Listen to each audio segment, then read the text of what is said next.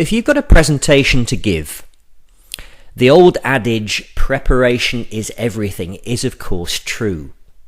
But the trouble is that people often prepare the wrong way. They prepare the wrong things.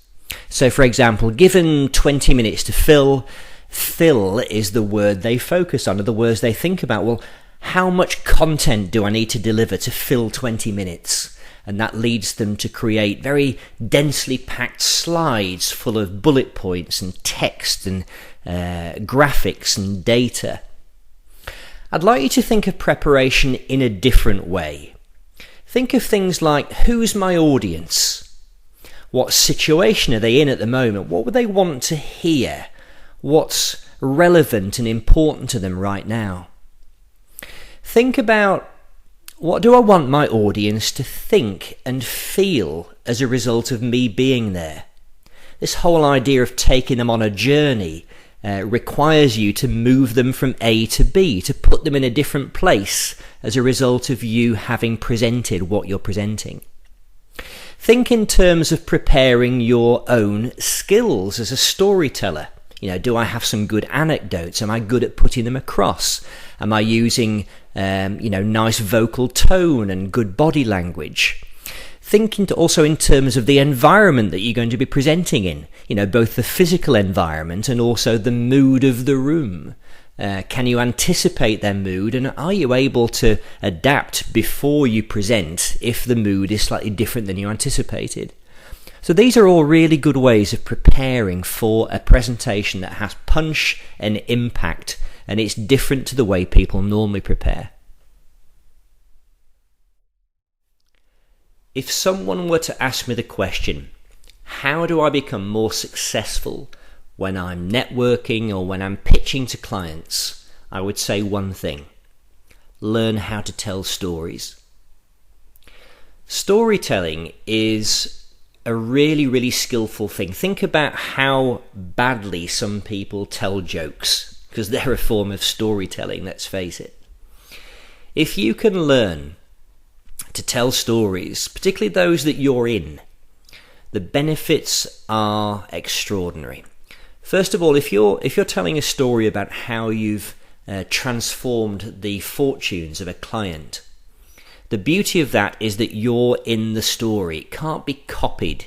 It's part of your unique selling point that you do things in a particular way, but it's demonstrated through that story that you play a key role in. And because it's been demonstrated in the story, rather than you having to claim that you're good at something, all you do is you explain how you did something, it's got a great outcome, and then you leave it to the audience to make their own mind up about what that means, about your values, your skills, your beliefs, and so forth. And also, a well-crafted story, one that's well told, is memorable, and it will get passed on by other people. And the power of stories is not so much that you've told them. It's not the telling of it by the storyteller that's the key thing. It's when stories get retold by other people that things really start to happen. So learn the skill of storytelling and build up a body of work, a library or a vault essentially of things like case studies, anecdotes, personal experiences, maybe bits of market research or things in the media, and you can pull these out and weave them into conversations and presentations, and it's a very, very impressive skill. When we're preparing to give a talk, so many people immediately default to PowerPoint. And a refreshing change to PowerPoint, because let's face it, we've all been bored to death. The so-called expression death by PowerPoint comes to mind. A refreshing alternative is the flip chart.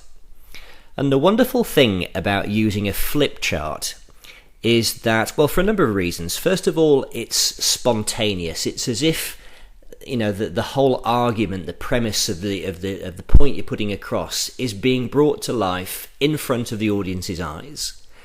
It's spontaneous. It's being created, a little bit like Rolf Harris used to do when he drew his pictures. Can you tell what it is yet?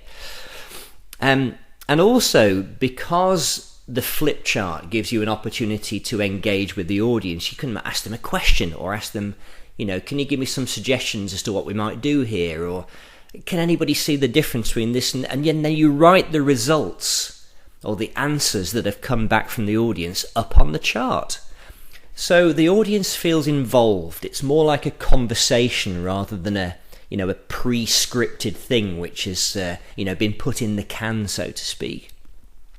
So think about using a flip chart as an alternative to PowerPoint presentations and see the difference in the way that it can involve your audience and make them feel part of a conversation. Speakeasy is very much about how we communicate our message. And of course, if you think about the prime tool that you use to do that, it's your voice. And when you come across people like Andy Murray, who, I played really well today, and my backhand was quite solid, and I think I've got a good chance of getting through to the final, and I'm very excited about it. It doesn't sound very excited, that's the trouble. It doesn't sound thrilled to be there. And Andy Murray has a very monotone voice. It doesn't do him any favours in terms of how he comes across when interviewed. And I actually think this has an impact in the lovability or the degree to which people build a fan base. If he sounded a little bit more like he was enjoying himself, was having some fun, then I'm sure he'd be even more popular than he is now. So think of your voice as a key tool in your armoury, and think about how interesting voices can sound when you listen to really good ones like Jim Nocte or Evan Davis, Justin Webb on Radio 4 on the Today programme. They got lovely voices. There's lots of modulation, there's change of tone, emphasis, speed, power, volume, like a piece of music. If you listen to a piece of music which had the same note all the time and played at the same rhythm and pacing and volume, it would be very, very dull. But that's what many people's voices are like. So you're not born with the voice that you have to be with for the rest of your life. You can change and improve the way you express yourself. And a lot of it is to do with extending your range. So in other words, letting yourself go a little bit and being more expressive is something you can learn to do. So listen to good voices, listen to your own voice, see if there's a difference, and then work on some of the variety that those good voices use when they intone and when they put messages across. It can make a big difference. I love this expression in relation to presenting. And that is that presentations are like a sauce. You have to keep reducing until the sauce reaches its optimum condition, then it's perfect. And I think a presentation is very similar. It's the stuff you leave out that makes it powerful. And isn't that a paradox in a way? Because we feel we need to give value for money when we're giving a presentation, but we tend to pack too much stuff into it then, and we leave the audience perplexed or bemused or confused, overloaded, and then they just shut down. They don't enjoy themselves. Conversely, when we give them just maybe one key theme all the way through and perhaps 3 or 4 major points, but we convey them in a very engaging way, in a very interesting way through stories, anecdotes, audience involvement, maybe use of a flip chart, perhaps a little bit of a reveal or a shock occasionally, some humour, a bit of self-deprecation, then leaving so much stuff out makes it more powerful. If you do 10 things in your business, don't tell them all 10 things that you do. Focus on maybe 2, perhaps 3 at the most, and deal with them really, really well, and they'll assume that the remaining 7 or 8 are just as good as that, but they'll have enjoyed listening to what you had to say and the way you put it across, and you've sold yourself successfully to the audience and therefore your company, and they'll want to know more. So leave your audience intrigued, leave them wanting to have more of your time, and then you've succeeded in presenting your case.